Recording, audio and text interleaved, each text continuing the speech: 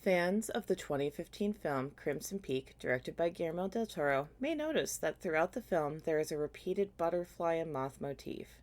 The inclusion of these fluttery friends was no accident, so what is the deal with all these butterflies and moths? We'll start with the butterflies. Throughout time, butterflies have earned a pretty positive reputation with humanity. They are colorful and pretty, and they help pollinate flowers. What's not to love? Butterflies are often seen as symbols of transformation and life. In Crimson Peak, the butterfly is then used as the animal motif representing the heroine of the story, Edith Cushing. The choice extends as far as the coloration of the butterflies in the film, which are frequently gold or yellow, colors worn frequently by the fair haired Edith. We'll return to the butterflies in a moment, but first I want to discuss the moths. Moths, while they have seen a surge in popularity as a decorative motif, do not enjoy the same positive rep that butterflies have. Moths tend to be regarded as the evil twin of the beloved butterfly. Moths come out at night and eat your favorite wool sweater. What jerks, am I right? It may be an unfair characterization, but moths get to be the symbols of the dark, nocturnal, and destructive.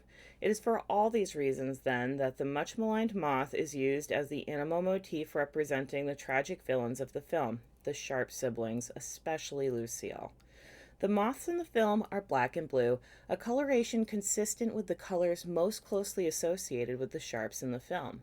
The moths, of course, are mainly seen inside Allendale Hall, the ancestral home of the Sharpes family and the principal location in the film.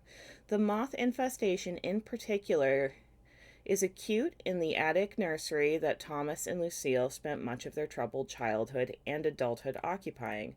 The moths are very effective in adding to the atmosphere of death, decay, and mystery that surrounds the hall. The two motifs appear frequently throughout the film, but there are a couple of key scenes that draw those dang butterflies and moths into the forefront. Likely most memorable is the scene, early in the film, when while walking in a park, Edith and Lucille come upon a large number of yellow swallowtail butterflies that are on the ground dying from the cooling weather. It is no accident that the butterflies are a perfect match for the outfit Edith is wearing and provide an opportunity for foreshadowing as Lucille speaks to Edith about the butterflies and then about the black moths at Allendale Hall. When Edith asks what the moths eat, Lucille replies somewhat sadly, "Butterflies, I'm afraid." Butterflies play a role in foreshadowing Lucille's nature again much later in the film when Edith finds Lucille's butterfly collection. These moments, along with a slew of others we don't have the time to discuss, add an incredible depth to the film.